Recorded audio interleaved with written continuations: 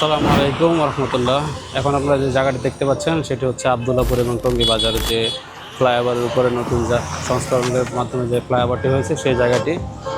এখান থেকে Cheragali college gate থেকে যে মানুষগুলো আসে তাদেরকে এখানে নামিয়ে দেওয়া হয় এবং আবদুল্লাপুর ঢাকা থেকে যে মানুষগুলো আসে তাদেরকে এইখানে নামিয়ে দেওয়া হয়।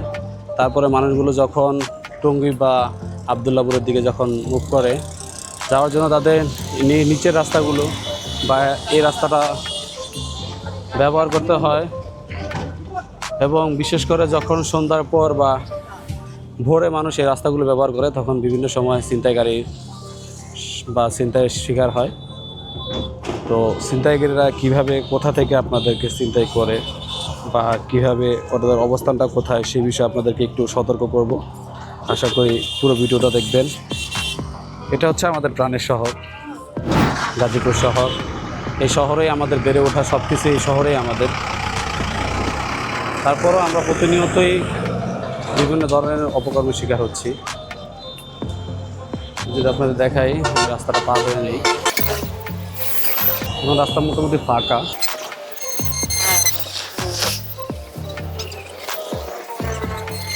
হচ্ছে আমাদের নদী, টঙ্গী নদী। হচ্ছে টঙ্গীর কেন্দ্রীয় মসজিদ।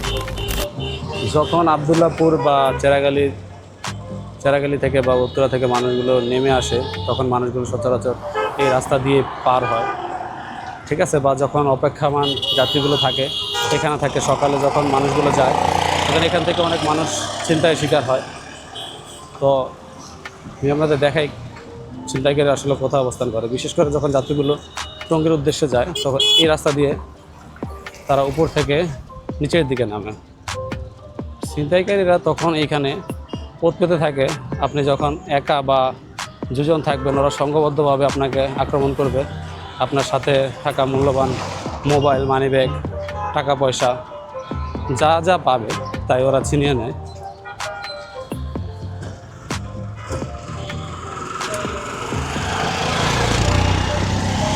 ওরা মূলত আমাদের যে পাশে যে মাজার সংলগ্ন বস্তি আছে এখানে বেশি ওদের অবস্থান থাকে।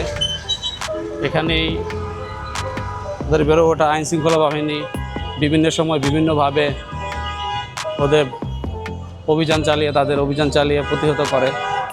তারপরও বিপুল সংখ্যক গ্রেপ্তারও হয়, তারপরও ওদের দমিয়ে রাখা আমার কষ্টকর হয়ে যায়। আমি আপনাদের একটা জায়গা দেখাই যেখানে আসলে ওরা উৎপত্তি থাকে, অনেকে বুঝতেও পারে না, ওরা নিচেও নামে না। এই যে জায়গাটি দেখছেন আমি নেমে আসলাম, এই যে দেখুন এই যে জায়গাটিতে, এই ফাঁকা জায়গাটিতে ওরা অবস্থান করে।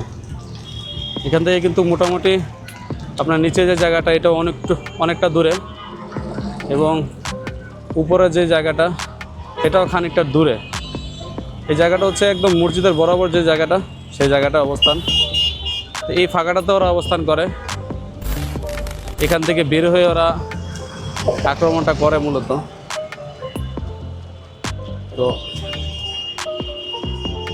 আপনারা যারা এরটাতে যাতায়াত করেন তাদের কাছে বিশেষভাবে অনুরোধ থাকবে আপনারা বিশেষ করে সকালে 7টার আগে, 7টা বা 8টার আগে এবং সন্ধ্যা 7টা বা 8টার পরে এই রোডটাতে চলাচল করবেন না। আপনারা একটু কষ্ট হলেও নিচে যে রোডটা আছে একটু কষ্ট করে হেঁটে গিয়ে আবদুল্লাপুর বাসস্ট্যান্ড থেকে যাতায়াত করবেন। সেক্ষেত্রে আপনাদের প্রাণ এবং মাল দুটোই রক্ষা হবে ইনশাল্লাহ। আইনশৃঙ্খলা বাহিনীর পক্ষে আসলে এত সংখ্যক মানুষ আমাদের দেশে বাস করি, তাদের পক্ষে আসলে অনেক সময় অনেক কিছু করা সম্ভব হয় না। তা আমাদের নিজেরও কিছু দায়িত্ব আছে, সে দায়িত্বগুলো আমাদেরও পালন করতে হবে। সবসময় আইনশৃঙ্খলা বাহিনীর উপর চাপিয়ে দিলেও হবে না।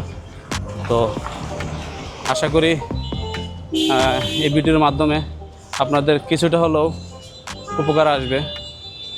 ধন্যবাদ, ভালো থাকবেন সবাই।